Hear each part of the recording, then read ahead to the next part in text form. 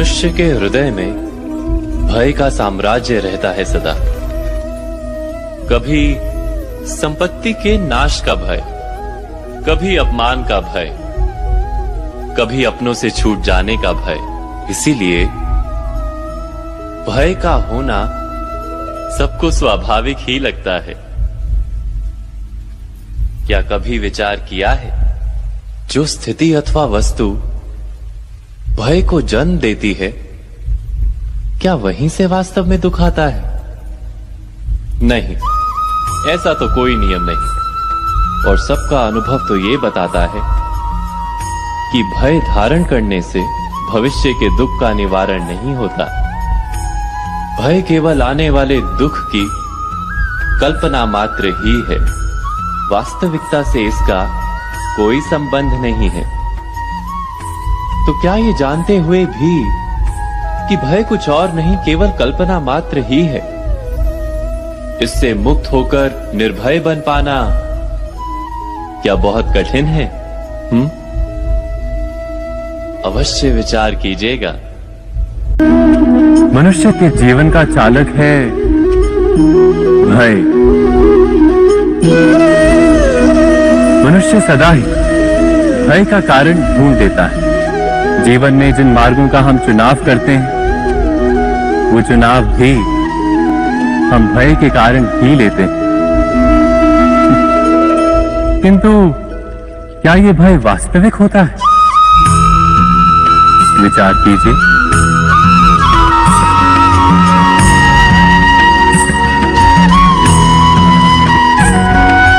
भय का अर्थ है आने वाले समय में विपत्ति की कल्पना। किंतु समय का स्वामी कौन? ना तो हम समय के स्वामी हैं, ना हमारे शत्रु या प्रतिस्पर्धी।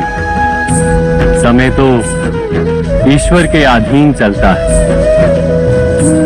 तो क्या यदि कोई आपको हानि पहुंचाने के लिए केवल योजना बनाता है, तो वास्तव में आपको हानि पहुंचा सकता है? नहीं।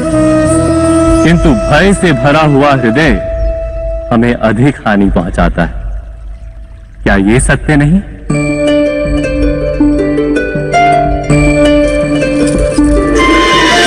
विपत्ति के समय भयभीत हृदय अयोग्य निर्णय करता है और विपत्ति को अधिक पीड़ादायक बनाता है। किंतु विश्वास से भरा हृदय विपत्ति के समय को भी सरलता से पार कर जाता है।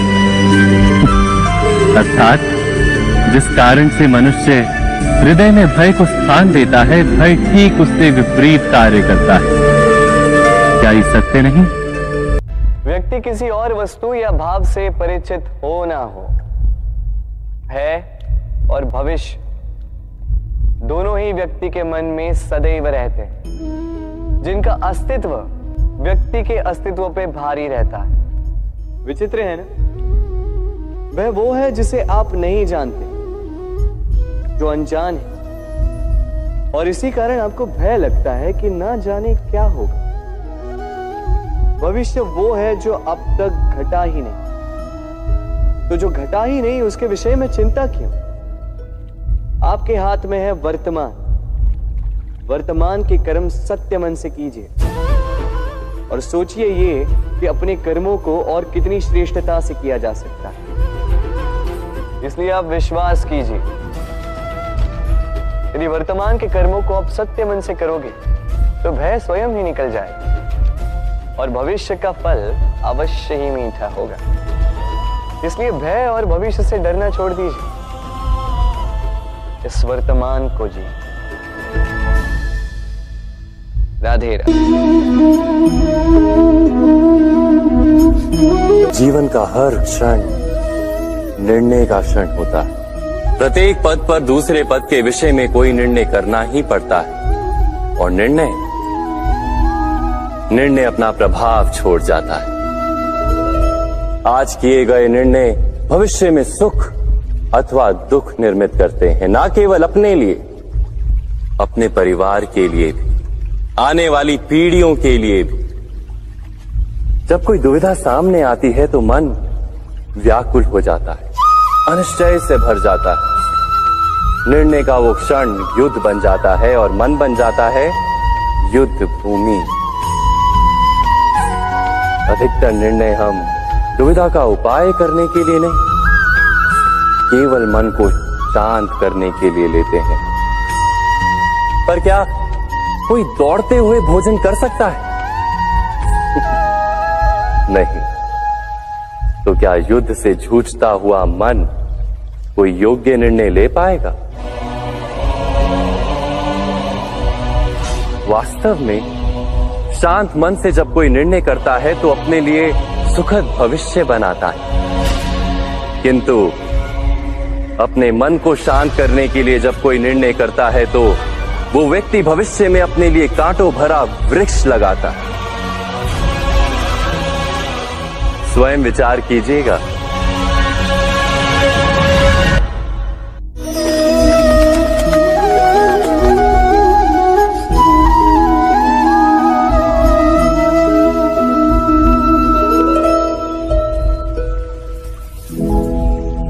निर्णय के क्षण में हम सदा किसी अन्य के सुझाव, सूचना, मंत्रणा या परामर्श को आधार बनाते हैं और हमारे भविष्य का आधार हमारे आज दिए गए निर्णय के ऊपर होता है। तो क्या हमारा भविष्य किसी अन्य के परामर्श, किसी अन्य के सुझाव का फल है? क्या हमारा संपूर्ण जीवन किसी अन्य की बुद्धि का परिणाम? क्या हमने कभी विचार किया है? सबका अनुभव है कि भिन्न भिन्न लोग एक ही स्थिति में भिन्न भिन्न परामर्श देते हैं। मंदिर में खड़ा भक्त कहता है कि दान करना चाहिए और चोर कहता है यदि अवसर मिले तो इस मूर्ति के श्रृंगार चुरा। धर्म से भरा हृदय धर्ममय सुझाव देता है और अधर्म से भरा हृदय अधर्म का परामर्श देता है। धर्ममय सुझाव का स्वीकार ही मनुष्य को सुख की ओर ले जाता है, किंतु ऐसे परामर्श का स्वीकार करना तभी संभव होता है जब हृदय में धर्म हो। अर्थात किसी का सुझाव अथवा परामर्श स्वीकार करने से पूर्व स्वयं अपने हृदय में धर्म को स्थापित करना क्या आवश्यक नहीं? स्वयं विचार कीजिए।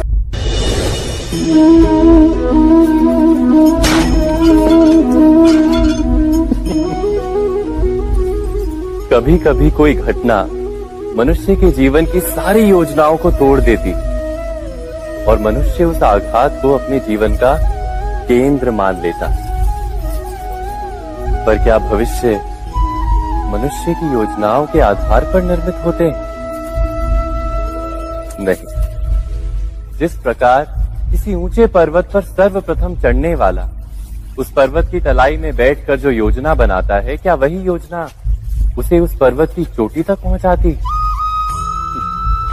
नहीं। वास्तव में वो जैसे जैसे ऊपर चढ़ता है वैसे वैसे उसे नई नई चुनौतियां, नई नई विडंबनाएं, नए नए अवरोध मिलते हैं। प्रत्येक पद पर वो अपने अगले पद का निर्णय करता है। प्रत्येक पद पर उसे अपनी योजनाओं को बदलना पड़ता है। कहीं पुरानी योजना उसे खाई में ना ढकेल दे। वो पर्वत को अपने योग्य नहीं बना पाता, केवल स्वयं को पर्वत के योग्य बना सकता है। क्या जीवन के साथ भी ऐसा ही नहीं? जब मनुष्य जीवन में किसी एक चुनौती को, एक अवरोध को अपने जीवन का केंद्र मान लेता है, अपने जीवन की गति को ही रोक देता है, तो वो अपने जीवन में सफल नहीं बन पाता और ना ही सुख और शांति प्राप्त कर पाता। अर्थात जीवन को अपने योग्य बनाने के बदले स्वयं अपने को जीवन के योग्य बनाना ही सफलता और सुख का एकमात्र मार्ग नहीं? स्वयं विचार कीजिए।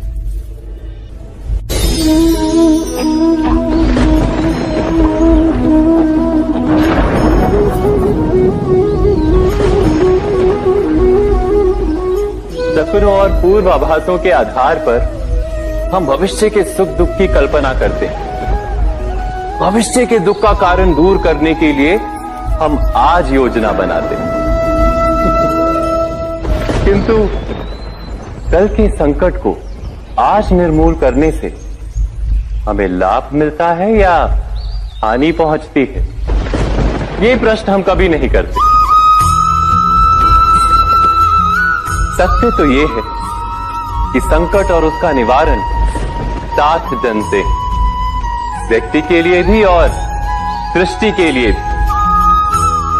नहीं, आप अपने भूतकाल का स्मरण कीजिए, इतिहास को देखिए, आप तुरंत ही ये जान पाएंगे कि जब जब संकट आता है तब तब उसका निवारण करने वाली शक्ति भी जन्म लेती है। यही तो जगत का चलन है। वस्तुतः संकट ही शक्ति के जन्म का कारण है। प्रत्येक व्यक्ति जब संकट से निकलता है तो एक पद आगे बढ़ा होता है, अधिक चमकता है, आत्मविश्वास से अधिक भरा होता है, न केवल अपने लिए अपितु विश्व के लिए भी। क्या ये सत्य नहीं?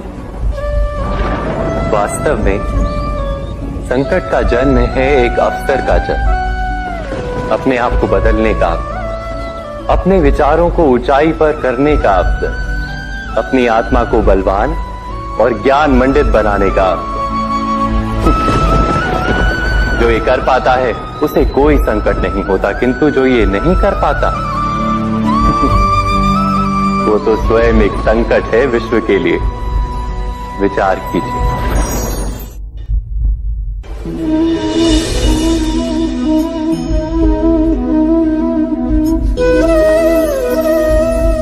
सत्ता की लालसा सबके हृदय को घेरे रहती है। प्रत्येक व्यक्ति अपना एक राष्ट्र निर्मित करने का प्रयत्न अवश्य करता है। फिर वो राष्ट्र कुरु राष्ट्र की भांति बहुत बड़ा हो या फिर अपने परिवार तक सीमित हो, वो सत्ता प्राप्त करने का प्रयास अवश्य करता है।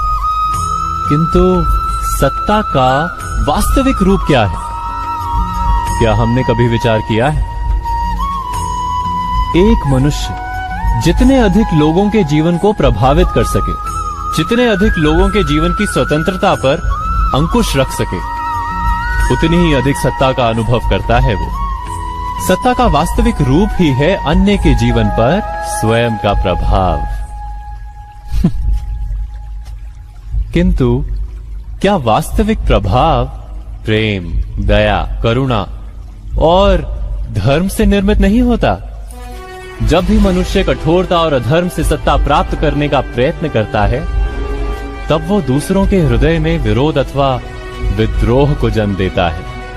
और परिणाम कुछ इस प्रकार। हाँ, कुछ समय के लिए वो स्वयं को प्रभावी और शक्तिशाली अवश्य पाता है, किंतु वो वास्तविक सत्ता नहीं। यही कारण है कि भृगु और वशिष्ठ जैसे ऋषियों की आज भी पूजा की जाती है, रावण और हिरण्यकशिपु की नहीं। इस पर तो आप विचार अवश्य करें। सत्य कहा ना? भविष्य के आधार पर सब आज का निर्णय लेना चाहते हैं। भविष्य में सुख मिले, भविष्य सुरक्षित हो, ऐसे निर्णय आज लेने का प्रयत्न रहता है सबका। आप अपने जीवन को देखिए। क्या आपके अधिकतर निर्णय के पीछे भविष्य का विचार नहीं होता? और हो भी क्यों ना? अपने जीवन को सरल और सुखमय बनाने का प्रयत्न करने का अधिकार सबका है। पर भविष्य तो कोई नहीं जानता, केवल कल्पना ही की जा सकती है। तो जीवन के सारे महत्वपूर्ण निर्णय कल्पनाओं के आधार पर ही करते हैं हम। क्या निर्णय करने का कोई तीसरा मार्ग हो सकता है? विचार कीजिए। सारे सुखों का आधार धर्म है और वो धर्म मनुष्य के हृदय में बसता है। तो प्रत्येक निर्णय से पूर्व स्वयं अपने हृदय से ये प्रश्न अवश्य पूछ लेना कि ये निर्णय स्वार्थ से जन्मा है या धर्म से। क्या इतना पर्याप्त नहीं? भविष्य के बदले धर्म का विचार करने से क्या भविष्य अधिक सुखपूर्ण नहीं होगा? स्वयं विचार कीजिए। भय, ये भय सदैव मनुष्य के साथ ही रहता है। कुछ खो देने का भय, जो पा लिया उसे खो देने का भय, अब जिसके हम निकट हैं उसके दूर चले जाने का भय, जो हमारा है हमसे छिन जाने का भय। अब मनुष्य सारा जीवन व्यतीत कर देता है इस भय की छाया में। किंतु क्या कभी आपने ये सोचा है कि ये भय हमें क्यों लगता है? ये भय हमें इसलिए लगता है क्योंकि हम उस व्यक्ति, उस भाव, उस वस्तु को स्वयं से समेट कर रखते हैं। हम स्वयं उसे इतनी शक्ति दे देते हैं कि वो जब चाहे तब हमें छोड़कर जा सकता है, हमें कष्ट पहुंचा सकता है। किंतु यदि हम उस भाव, उस व्यक्ति, उस वस्तु से निर्लिप्त रहें, उसके आकर्षण से हम मुक्त हो जाएं, तो ना ही वो हमें छोड़कर जा सकता है, ना ही हमें कष्ट पहुंचा सकता है। इसलिए स्वतंत्र रहिएगा और सबको स्वतंत्र रखिएगा, प्रेम को भी। राधे राधे। जीवन में भय किसने नहीं देखा? मृत्यु का भय, अपनों के चले जाने का भय, असफलता का भय, हिंसा का भय। हम जानते हैं कि इस भय या डर के कारण हमारी मति मारी जाती है, बुद्धि चकरा जाती है, हम उचित निर्णय नहीं कर पाते और अंत में जिस बात का डर होता है हम स्वयं उसे सच कर देते हैं। हम जीवन भर भय या डर से लड़ते रहते हैं, किंतु भय से छूटने का कोई उपाय नहीं मिलता। किंतु क्या हमने डर के विषय में विचार किया है? डर वास्तव में क्या है? जिस बात का हमें डर होता है, क्या वास्तव में वही डर का कारण होता है, या डर हमारे मन का भाव मात्र है जिसका वास्तविकता के साथ कोई संबंध नहीं? डर सदा ही भविष्य से लगता है, भविष्य में कुछ अनुचित या अघटित ना हो जाए, जीवन का स्वरूप कहीं बिगड़ ना जाए, यही होता है ना डर। और भविष्य तो सदा ही अनजान रहता है, इसलिए हम कभी वास्तव में डर से छूट ही नहीं पाते, कभी निर्भय हो ही नहीं पाते। भय हमारे अज्ञान का परिणाम है, क्या ये सच नहीं? गहराई से विचार करने पर हम तुरंत ही जान पाएंगे कि हम जिस अघटित या अनुचित की चिंता में रहते हैं वैसा हमेशा तो होता ही नहीं। भविष्य का क्रम तो हमारे डर से अनजान अपने मार्ग पर चलता रहता है। भय के कारण भविष्य नहीं बदलता, केवल हमारा मन रोग से भर जाता है। किंतु हमारा मन यदि स्वस्थ रहे, हृदय यदि स्थिर रह पाए, तो हम संकट को पराजित कर सकते हैं और जीने का सुख प्राप्त कर सकते हैं। भयभीत मन सुख मिलने पर भी भोग नहीं सकता। जिस क्षण हमें ज्ञान हो जाता है कि भविष्य पर हमारा अंकुश नहीं किंतु अपने मन पर अवश्य अंकुश है, उसी क्षण हम भय को पराजित करके निर्भय बन सकते हैं। केवल इतना ही ज्ञान आवश्यक है कि भय किसी परिस्थिति का नाम नहीं, हमारी मनस्थिति का नाम है। मन की दृष्टि में परिवर्तन करने से हम निर्भय हो जाते हैं। तो आज की बातों पर विचार कीजिए और आने वाले कल की प्रतीक्षा कीजिए।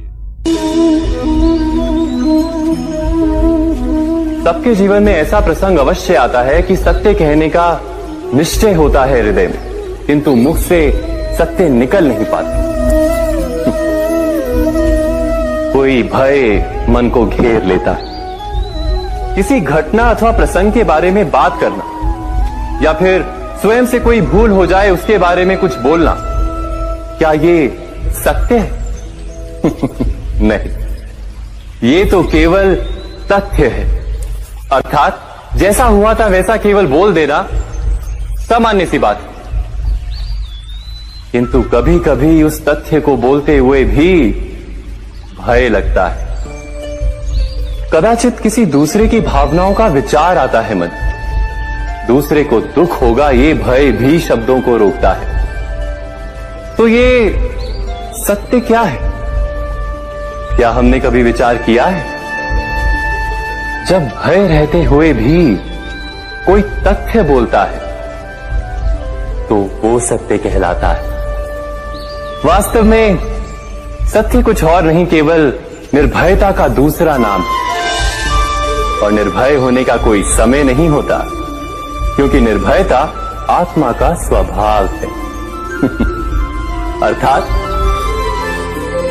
क्या प्रत्येक क्षण सत्य बोलने का क्षण नहीं होता?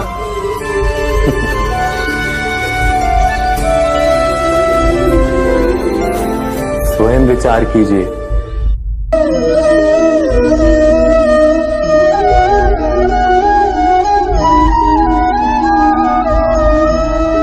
महाभारत का ये युद्ध, महाभारत की ये कथा अनेक सत्यों को प्रस्थापित करती है।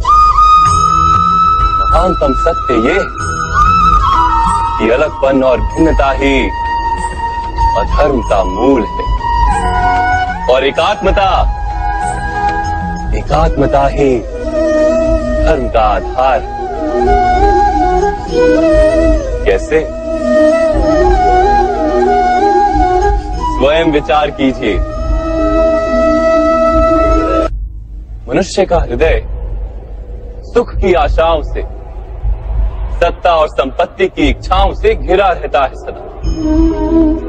किंतु सामान्य रूप से मनुष्य अपने माता पिता, संतानों, भाई बहन या पत्नी के साथ उचित व्यवहार ही करता है, कोई अन्याय नहीं करता। वो सुख और संपत्ति को समान भागों में बांटकर भोगता है, क्योंकि वो ये जानता है कि उसके सुख का आधार है उसका परिवार, उसके सुख का कारण है उसका परिवार। मनुष्य ये भी जानता है कि उसका सुख समाज से आता है, किंतु वो समाज के साथ अन्याय कर लेता है, समाज का शोषण कर लेता है, क्योंकि वो समाज को अपने सुख का कारण नहीं मानता, वो समाज को अपने सुख का साधन मानता है।